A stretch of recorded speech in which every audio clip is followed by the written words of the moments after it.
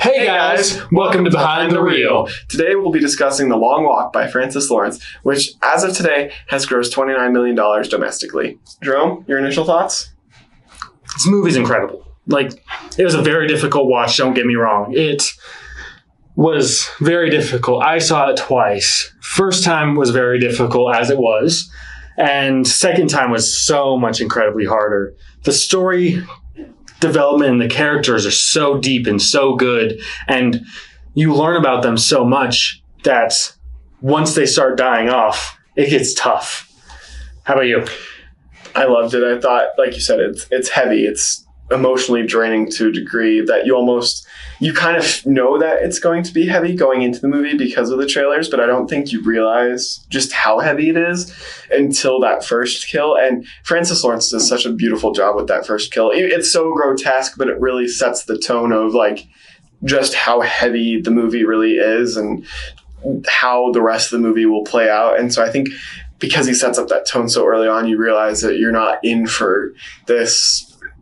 I don't want to say playful because I don't think that's the right word, but the trailers presented as a little bit more upbeat perhaps than the actual movie is. The movie's very dark. So I think Francis Lawrence does a really good job setting the tone kind of right away.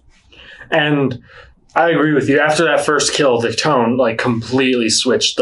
Before then, it was still kind of a little bit more lighthearted, it wasn't really being taken seriously. And then it all went wrong all at once, and you could feel the drop in emotion. The actors did incredible. Oh, they were amazing, and they showed that emotion so well, and they made you feel it. And being able to be watching that in theaters in IMAX was a different thing in general. It was so incredible to be able to see it that way. But after watching The Hunger Games, you really can't think much will be worse. Yeah. And then, it's also the same director as The Hunger Games. He made this, and you realize it gets worse. I'd say this is The Hunger Games on steroids. Oh, absolutely it is. It feels like The Hunger Games, but it also isn't The Hunger Games, and it sets itself so apart from that in a really distinct way that is just so interesting. And I think I want to see Francis take this over to more projects his visual style that he had here. I think that we kind of talked about it earlier on, and I mentioned in my Letterboxd review that I think this is his best work yet. I think the movie, especially in IMAX, is just gorgeous. There's so many simple shots, and the keyword is simple. They're shots that I think some people might glance over for just how simple they are, but they are so beautiful, and they just paint a really good picture of just how bleak the situation is. So I really do hope we see that with the next Hunger Games film that he does next year, because I think that could be such an interesting thing to do, just to carry that visual line of directing over. And like you were saying with the cinematography, it was so simple. Most shots were just stationary or just tracking shots. There was nothing really immediately visually appealing about them, some movies that you'll see with crazy camera angles, like a Christopher Nolan movie where the camera's moving and you can feel it. But every shot was so full. You can see the intention behind basically everything that was in the shot. And absolutely. Just the depth and the color and how they frame it was so expertly planned. It was insane how much information you could gather from just a simple shot in the movie. Absolutely. I think one of my favorite shots in the entire film actually is there's a couple moments where they're walking in front of cars and the cars have their headlights on, and you don't see the boys' faces, you just see their outlines. And I think that shot in particular sticks with me so much just post watching the film. So what would you take away? What's your favorite shot just in general? It's a tough one because, again, they're very simple, so you kind of overlook most of them. But I'd say in the first night, that whole sequence was probably one of my favorites, where they're moving along and it's going around them, getting the different points of views while still staying further away. And you're in an adrenaline rush, that whole sequence. Oh, absolutely. That sequence was insane. And seeing them running and getting shot and seeing all that all happen around you was just such an insane feeling, especially in IMAX, being able to hear and feel everything that was going on. And that scene has stuck with me probably the most. For sure. it was an incredible film. It's one of those movies, like, I think you mentioned to me right after the movie that you looked over to see my reaction, and I was just like locked into the screen, because it really is one of those movies. I sat down and it like fully engrossed me. I actually forgot I was in a movie theater for a little bit. Like, there were a couple times where I was like, oh, there's other people around. Like, I'm in a movie theater right now, but for the majority of the movie, I was immersed in this world. And I think, like you said, the camera, the way it moves, the way it's stationed, it feels so immersive because it treats you as almost one of the characters, which is just something that I think we rarely see with this type of film specifically. Normally, we're used to being told as a storybook rather than being shown it as a character. And I think that's a really unique perspective. And I personally haven't read The Long Walk book, but I've heard it's very faithful to the book, except for a few parts, and most specifically the ending. But I feel like every part that I've heard was different, I feel like worked. Agreed.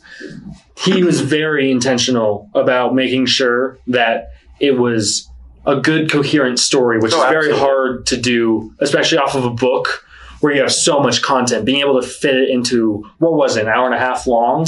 Oh, yeah, like hour, 45 minutes. Yeah. I think. Yeah, it was. Which is not a lot of time for a movie, especially it felt that depth. Longer than it was. Like, I don't mean that in like that it felt like it dragged. Like, it felt like there was so much story that I didn't notice how short it was. And I think they filled in all their content perfectly. And I think this is something I've actually noticed with a lot of films lately, is that we're getting films that don't feel like they overstay their welcome or are being too rushed because they're being compacted into this film. And like you said, I did some research into the book. I've never read the book.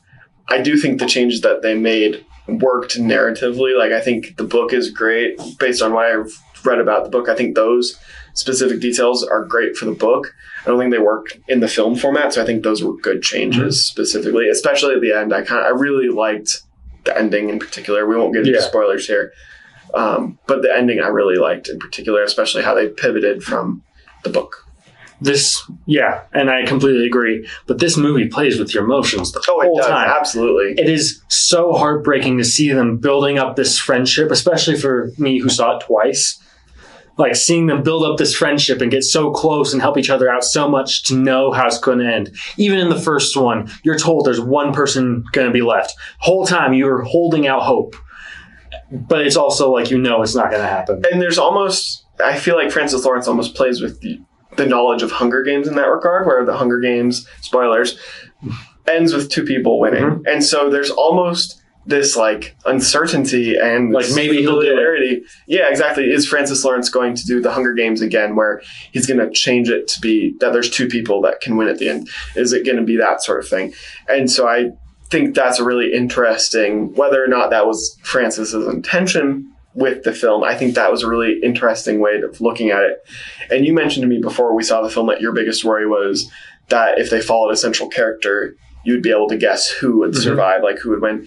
And I thought the film did a pretty good job of making a bunch of the characters feel like the main character. Yeah. So it felt like you were always kind of pivoting. Like, you had an idea who the main character was, but also at the same time, you could make an argument that any of the other characters that they followed were the main character as well, which I thought was... Yeah. So what did you think about that? I thought they did perfectly with it. I didn't really feel like they were following someone too much. The guy at the start, I'm terrible with names, so I forgot his name. But when he comes in with his mom, that kind of is a hint that he might be the main character. And then, was it Peter? Was introduced, and then it kind of started following him more. And then like all the characters that were introduced into the Musketeers kind of felt like main characters. Yeah. And like there were other characters where it followed really well. But something I never really thought of until just now for a main character could also be Mark Hamill. Yeah. The general? The general, yeah. He was such a major part, and might I add, he was amazing. Oh, he was incredible. He was terrifying. And I'm just going to put this out there. I think that in particular, we've seen in recent years, and Mark Hamill is absolutely included in this list, actors who are being utilized in the way they should, because I want to see Mark Hamill in more intense, terrifying roles, especially because, like, for you and I, we know him mainly as Luke Skywalker, right? So it's like you're watching essentially Luke Skywalker be this terrifying dude that is just like in your face, screaming, like genuinely was the most terrifying part of the movie. And I like that Mark was able to kind of break out of that shell a little bit, and I hope we see that more. I do, yeah. I want to see Mark, like I know he played the Joker, he did the voice of Joker. I want to see Mark do more of these types of roles. Like I love the stuff that he picks where he gets to play like the warm characters, the nice characters, but I love to see him push out of that box a little bit and do like the really intense, unexpected, like more of that. And I think we've been seeing that with a lot of actors lately, like Ethan Hawke with The Black Phone. Just kind of like actors that you wouldn't think of when you think of like bad guy, villain. You're like, whoa, these guys actually can pull it off really well. And so I want to see more of that. I want to see Hollywood continuing to do that. And I think Mark Hamill was a great kind of first step in that direction. Oh, yeah. And is this movie for everybody? No, definitely not. Absolutely not. I saw it with some other friends, and they didn't like it because it was very heavy, very like in your face about a lot of the difficult details about it. But for those who are interested in those kind of movies, it is amazing. I definitely would recommend watching it, even if you're unsure whether or not you like those movies. Absolutely. Give it a try. And if it's on streaming and you watch it for a little bit, decide you don't like it, it's one that you don't have to finish, but would definitely recommend finish. Absolutely. And I will also add on to that, it is very gory. Like I mentioned at the start, the trailers really kind of don't paint the picture on how gory it is. And that first kill, like that